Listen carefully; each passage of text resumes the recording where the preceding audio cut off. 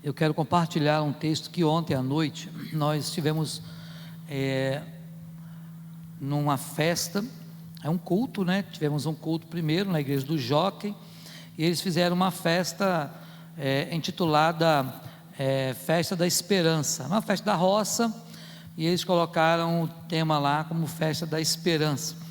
E foi interessante que primeiro subimos todos para o templo, adoramos a Deus com alegria, e depois descemos, e a palavra que nós ministramos foi na rua, e Deus colocou no meu coração um desejo de nós compartilharmos essa palavra com vocês nesta manhã, tendo em vista que foi uma palavra assim muito relevante para nós aqui lá ontem à noite, e também certamente o será para nós. O texto básico para essa palavra é o texto de Mateus 8, de 23 a 27, e eu quero ler esse texto com você. É um texto de um episódio muito conhecido, certamente você já ouviu falar, já leu algumas vezes, talvez já tenha escutado mensagens algumas vezes, e ontem à noite foi interessante que depois que nós terminamos a palavra, um irmão de uma outra denominação chegou para mim e falou: pastor, eu já preguei semana passada nesse texto, mas nunca tinha pensado desta forma, nunca tinha parado para dar ênfase nessa parte do texto que o Senhor abordou aqui hoje. Então eu quero ler com você. Diz assim o versículo 23: Então, entrando ele no barco, seus discípulos o seguiram, e eis que sobreveio no mar uma grande tempestade, de sorte que o barco era varrido pelas ondas. Entretanto, Jesus dormia. Mas os discípulos vieram acordá-lo clamando: Senhor, salva-nos, perecemos. Perguntou-lhes então Jesus: por que sois tímidos, homens de pequena fé? E levantando-se, repreendeu os ventos e o mar, e fez-se grande bonança. E maravilharam-se os homens, dizendo: quem é este, que até os ventos e o mar lhe obedecem? Amém. Que o Senhor aplique esta palavra ao nosso coração. Se você depois na sua casa pegar os outros dois textos que falam da mesma coisa para ler, lá em Marcos 4, 35 a 41, e também em Lucas 8, de 22 a 25, você vai ver aí, nesses evangelhos chamados evangelhos sinóticos. Você já ouviu falar disso?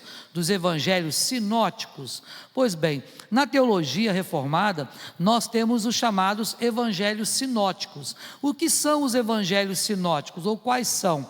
Justamente Mateus, Marcos e Lucas. E por que evangelhos sinóticos? A palavra sinóticos vem de sinônimos, de modo que indica que estes três evangelistas, eles narraram algumas vezes o mesmo episódio. Então, por exemplo, nesse episódio, Mateus fala desta forma, Lucas já vai dizer de uma forma mais resumida, porque Lucas não estava preocupado com detalhes dessa viagem, porque Lucas, como médico, ele estava preocupado se realmente iriam morrer ou não.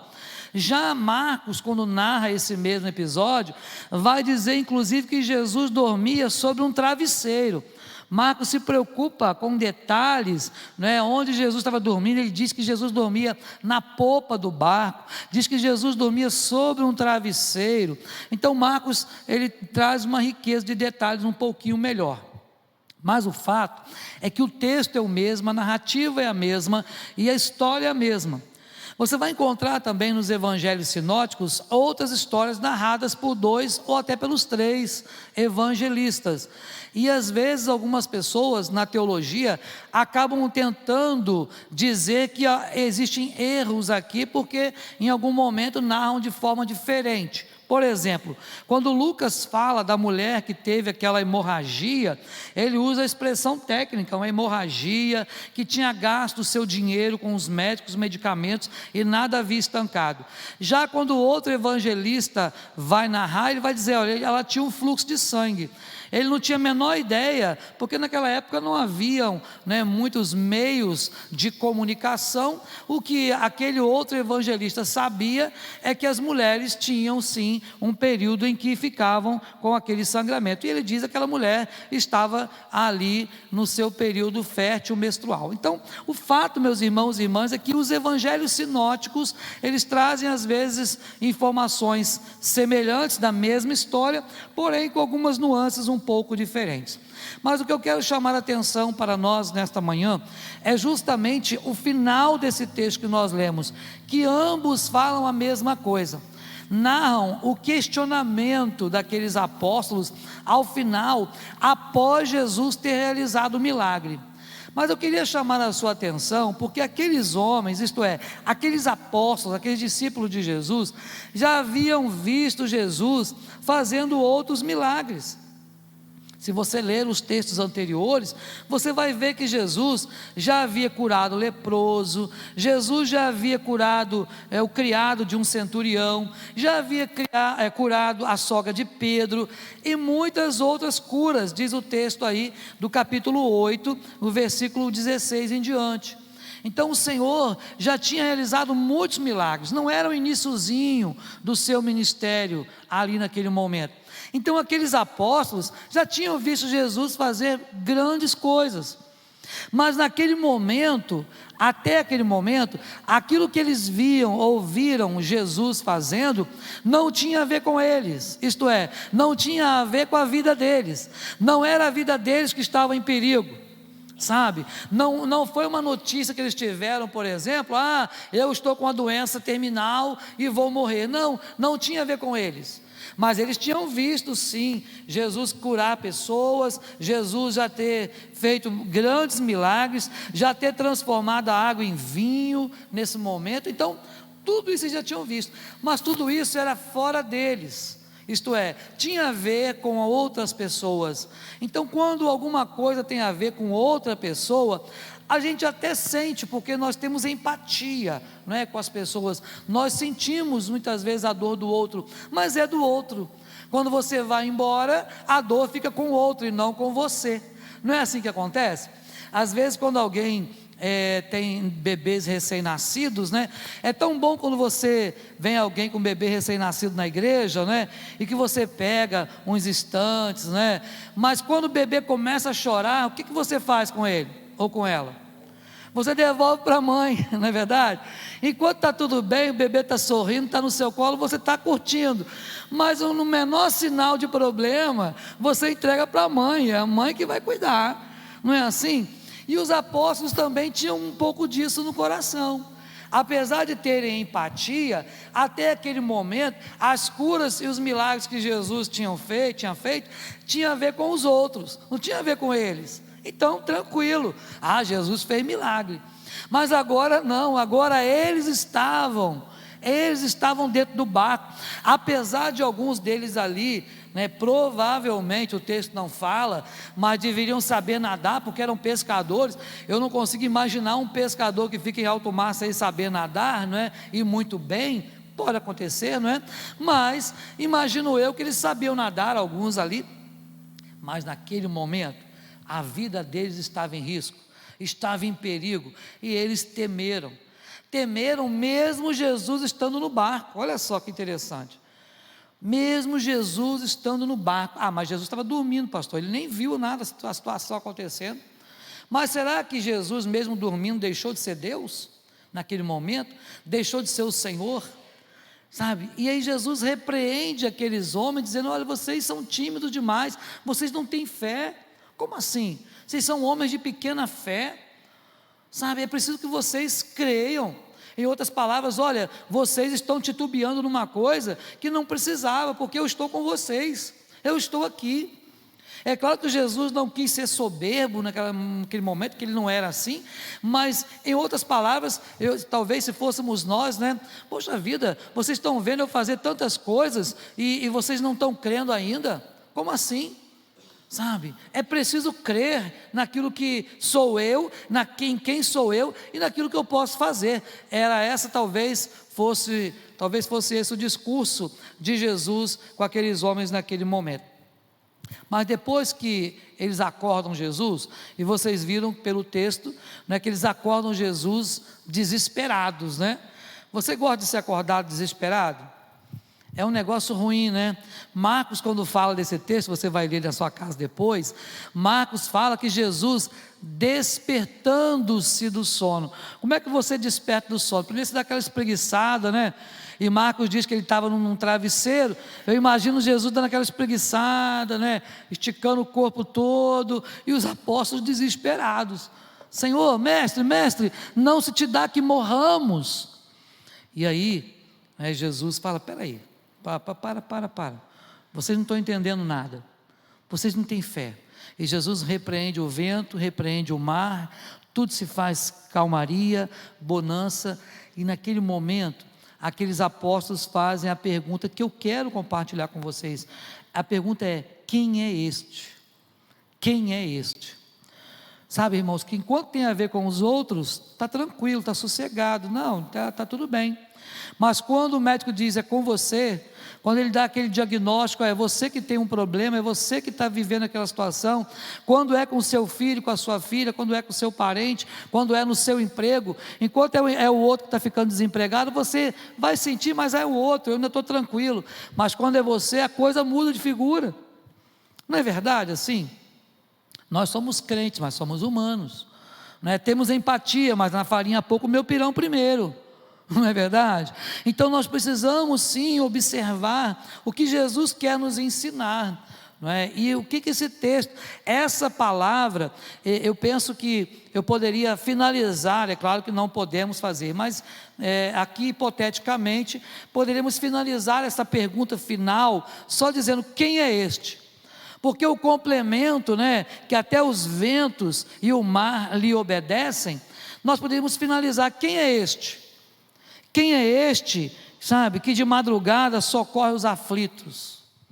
Não é verdade? Quantas vezes, pelas madrugadas, nós estamos aflitos com alguma situação, é aquela conta que vai chegar, é não saber se o leite amanhã eu vou ter para dar para o filho ou para a filha, é não saber se o emprego vai continuar porque a crise está instaurada lá na empresa que você trabalha, sabe, é ter aquela insegurança, sem saber se no dia seguinte vai chover, e você precisa realizar algo importante, e não pode ter chuva, por exemplo, vamos supor que seja um pintor de automóvel, por exemplo, ele tem a conta para pagar, mas se estiver chovendo no dia seguinte, ele não pode trabalhar, e aí ele não vai receber. Então, quem é este, sabe, que de madrugada socorre aqueles que estão aflitos, aqueles que estão lá, né, chorosos, pensando o que fazer quando não há o que fazer? O que fazer quando não há o que fazer? É melhor colocar nas mãos do Senhor. O que fazer é entregar o nosso caminho, a nossa vida nas mãos do Senhor. O que fazer é buscar a Deus em oração, é dobrar os joelhos, é você se dobrar, né? Quando a gente fala dobrar os joelhos, é claro, de maneira figurada, porque alguns nem podem fazer isso, talvez pela situação física, mas é se dobrar, é se colocar, né, diante do Senhor, em humildade, se humilhar mediante a potente mão do Senhor, porque Ele a seu tempo vos exaltará. Então quem é este? Quem é este que nos hospitais e nas prisões atende os seus gritos? Quem é este que atende os gritos de clamor lá nos hospitais, quando tudo parece desenganado? Quando o médico diz que não tem jeito, quando a medicina diz não, olha, aqui já era, sabe? Quem é este que ouve os gritos nas prisões, quando você sabe que tem que cumprir a pena, mesmo depois agora de ter aceito Jesus como Salvador? E aí é claro que passa a ter uma conotação totalmente diferente. Mas quem é este que ouve esses gritos, mesmo esses lugares mais inóspitos que você pode imaginar? Quem é este que consola aqueles que estão nos asilos ou até nos leprosários da vida? Quem é este que traz consolo para nós quando tudo ao nosso redor parece que não tem jeito? Esse Jesus que traz consolo, esse Jesus que entra no nosso coração e diz: meu filho, não temas, estou contigo, não se espantes, eu sou teu Deus, eu te fortaleço, eu te ajudo, eu te tomo com a minha destra fiel. Quem é este que consola? Sabe, o nosso Senhor é de verdade aquele que enviou o seu Espírito Santo, que é Deus, não é? É o Deus aqui presente conosco, dentro de nós. esse Espírito que clama, Abba Pai, que nos faz entender as coisas do Espírito, que nos faz entender as coisas de Deus. Quem é este? Essa palavra, essa pergunta, essa expressão precisa ecoar no nosso coração, principalmente naqueles momentos em que tudo parece não ter jeito. Quem é este? Quem é este que liberta um drogado sem cobrar honorários? O melhor advogado de todos. Jamais perdeu uma causa, diz que ele advoga a nossa causa junto ao Pai. A Bíblia diz que não é para a gente pecar, mas se pecarmos, nós temos um advogado junto ao Pai, Jesus Cristo.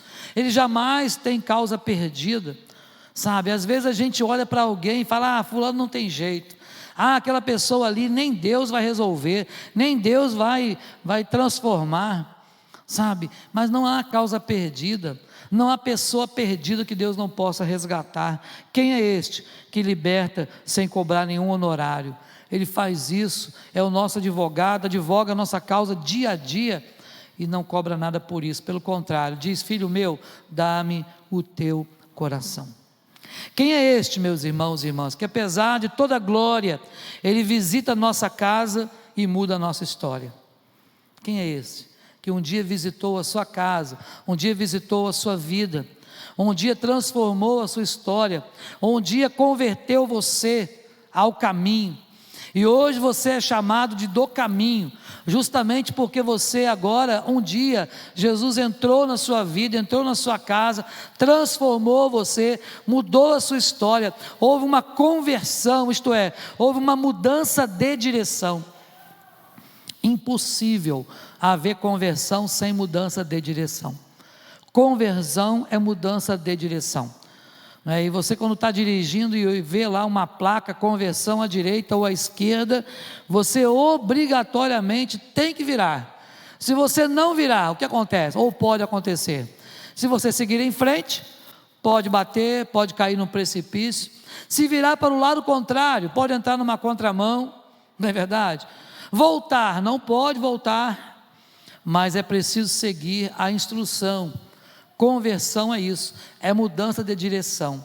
Não é você voltar fazendo tudo de errado que você fazia, mas é você passar agora a ter um novo e vivo caminho, onde você vai entrar pelo véu, sabe, o véu que foi rasgado um dia, para que você entre na presença do Santo dos Santos. Então, quem é este que, apesar de toda a honra e glória, ele visitou e visita a nossa casa, visitou e visita a nossa história, a nossa vida, e tem transformado a nossa vida diariamente? Viver com Cristo é isso, é uma transformação diária. Às vezes, quando a gente fala assim: nós precisamos de libertação, tem pessoas que sentem coceira com essa palavra, né? Libertação, porque acha que libertação tem a ver apenas com pessoas que estão endemoniadas, e não é verdade, não é? Nós precisamos de libertação o tempo todo. Pastor, mas como assim? É porque nós somos pecadores e muitas vezes somos reincidentes.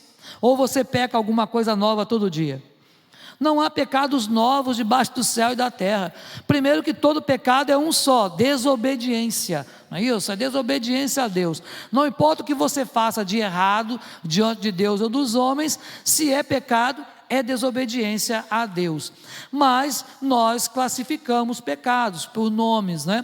Mas você não tem nada novo. Se você mentiu, é algo novo? Não. Se você roubou, é algo novo? Não. Adulterou, é algo novo? Não. Não há pecados novos, senão aquilo que você é reincidente. Mas nós somos pecadores arrependidos, confessos, e aí somos perdoados e limpos pela ação do Espírito Santo no nosso coração. Então, quem é este?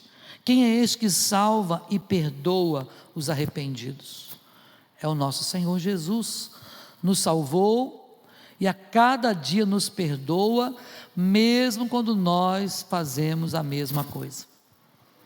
A gente pede perdão para Deus, e Deus conhece o nosso coração, sabe da sinceridade do nosso coração, sabe se realmente houve ali um arrependimento sincero, e Ele nos perdoa. E a Bíblia diz que Ele perdoa e esquece. Você, quando perdoa, esquece? Com certeza não. Sabe por quê? Porque nós não somos Deus, nós não somos o Senhor. Deus esquece não porque Ele pede memória, não, mas porque Ele deseja esquecer, e a Bíblia diz que Ele lança os nossos pecados no mar do esquecimento, nas profundezas. De lá Ele não tira e ninguém tira. Isso quer dizer, está esquecido, está perdoado, sabe? Mas nós não somos assim. A gente perdoa, a gente quer perdoar, mas quando a pessoa faz de novo alguma coisa semelhante, o que vem na sua mente? Não era nem para eu ter perdoado, eu sabia que ia acontecer de novo. Não é assim que a gente é? Nós somos muito assim, sabe? Mas precisamos nos esforçar, porque perdoar é ordenança do Senhor, mas é um esforço que nós fazemos a cada dia. E por último, meus irmãos, quem é este que cicatriza as feridas da alma e levanta os caídos? Quem é este? Que muitas vezes a nossa alma está ferida, não é? E o salmista Davi, ele sabia bem o que era isso, né? E ele dizia, olha, eu caí em tribulação e tristeza. Ele dizia que ele estava em angústia, angústias do inferno se apoderaram de mim. Olha só, você pode imaginar que tipo de angústia é essa? Talvez você jamais passará por uma angústia, espero que não passe, por uma angústia desse porte, né? Porque ele disse que a angústia do inferno se apoderaram dele, caiu em tribulação e tristeza, mas então invoquei o nome do Senhor, dizendo, Senhor, salva a minha alma. É esse irmão, é esse Deus, é esse Jesus, que nós podemos dizer, quem é este? Que cicatriza as feridas da alma e que levanta o caído. A Bíblia diz que o cair é do homem, mas que o levantar é de Deus. O ser humano, ele não consegue, né, ver alguém caído, porque muitas vezes a gente quer esmagar a cana quebrada, não é verdade? Você vê às vezes o irmão caído, e às vezes a gente faz igual lá, aquela parábola do bom samaritano, não é? Que os crentes passaram de largo, aqueles que eram religiosos, que estavam todos os dias no templo, passaram de longe. Está um problema ali, vou embora, antes que sobe para mim, não é?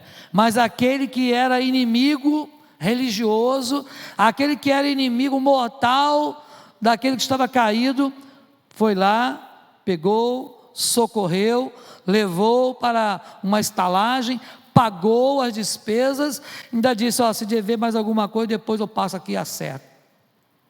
É esse Deus. Quem é este? É esse Jesus que nós servimos.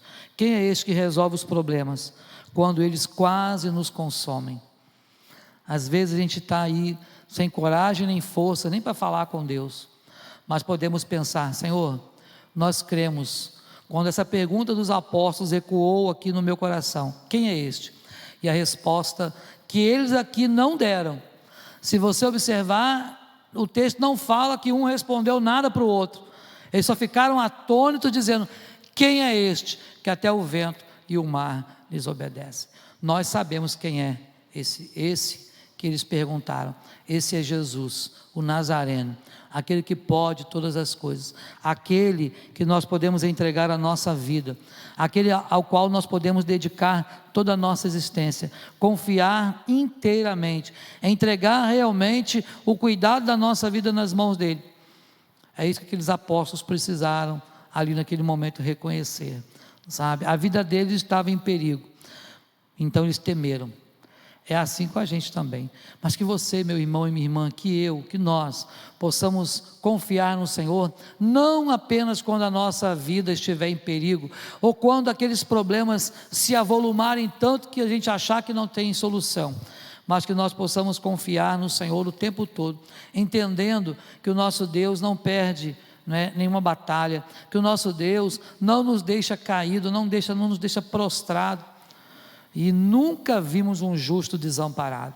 Então, se você tem andado em justiça diante de Deus, saiba que Deus, esse Jesus, que os apóstolos perguntaram, quem é este?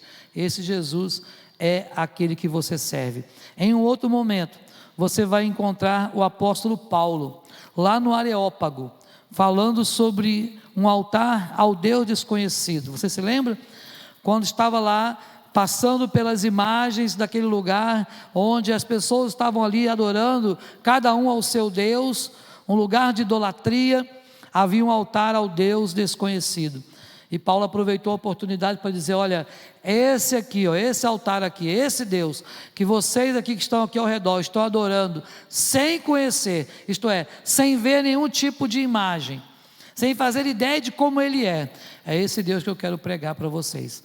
Quem é este? É Jesus, o Nazareno. Que você possa, meu irmão e minha irmã, nesta manhã, também entender que o nosso Deus, Ele não deixa você sozinho. Nunca te deixarei, nunca jamais te desampararei. Eu acho interessante quando Jesus usa essa expressão, essas duas expressões, nunca jamais, porque nunca jamais nós, na língua portuguesa, não vamos usar essas duas expressões juntas, jamais, porque nunca jamais quer dizer a mesma coisa, são sinônimas, não é? Então a gente dificilmente usaria, mas Jesus usou, nunca jamais te desampararei, para enfatizar, para você ter convicção de que você não estará só, de que Ele estará conosco todos os dias, até a consumação dos séculos. Amém? Deus te abençoe a viver nesta fé, sabendo quem é este, em nome de Jesus. Amém. Meus irmãos e irmãs, antes de nós encerrarmos, nós temos em nome da nossa SAF, 2 avisos para passar para os irmãos. Deixa eu só pegar aqui os avisos, que foi a nossa presidente da SAF que me pediu para anunciar. Não sei se tem cartaz lá, se tiver, não sei, não tem não, né? Então à noite vai ter, que eu vou passar para você. Hoje à noite, né, o departamento Guiomar Martins, da nossa SAF, vai trazer um caldo. Olha que negócio bom, gente. Então, se você quiser participar, né, vai ter um caldo gostoso, saboroso aí, por apenas R$10. Aipim com frango, gente, é um negócio da hora, hein? Vale a pena. E também, no próximo domingo, a SAF, ela vai realizar o Bazar Fashion. Você lembra do Bazar da SAF? O Bazar Fashion. Então, no próximo domingo, o Bazar vai estar aberto de 11 ao meio-dia e também das 17 às 19, tá certo? Então, olha só, o Bazar da SAF vai estar lá no salão. Convide suas amigas aí, e você... mas tem para homem também? Tem, né? Nessa SAF não, você pode vir, quem sabe você consegue comprar algo bom e barato, né? Porque na SAF é tudo assim, bom e barato, não é? Aí você consegue vir e comprar, quem sabe aí, né, aquele seu modelito, para você já estrear no culto à noite, né? Se Deus quiser. Então, esse é o aviso da nossa SAF. E também, meus irmãos, amanhã o conselho da igreja se reunirá. Então, se você tem algum aviso, se você gostaria de fazer alguma consulta ao conselho da igreja, você pode se dirigir a algum presbítero ou ao pastor e trazer a sua demanda, e vamos estar tratando da sua demanda, tá bom? Vamos orar, vamos encerrar esse momento de culto, adorando ao Senhor com uma oração. Senhor Deus, queremos te agradecer, Pai querido, nesse momento, pela tua palavra esta, ó Deus, que nos mostra que tu és o Rei dos reis, o Senhor dos senhores. Tu és aquele que acalma a tempestade, tu és aquele que faz o mar se acalmar, tu és aquele, ó Deus, que nas aflições nos traz paz. Obrigado, Senhor, pelo teu cuidado para conosco. Agora, Pai, te agradecemos também pela vida de cada irmão, de cada irmã, que nesta manhã, ó Deus, comparece ao santuário, e com fidelidade, ó Deus, estamos diante do Senhor. Pedimos ainda que o Senhor fale ao nosso coração através da tua palavra agora, do estudo da tua palavra, que possamos aprender algo novo da parte do Senhor nesta manhã. É a nossa oração, Pai, no nome de Jesus, amém e amém. Que Deus nos abençoe. Os irmãos estão em casa, encerramos então a nossa transmissão. Fiquem na paz do Senhor, em nome de Jesus.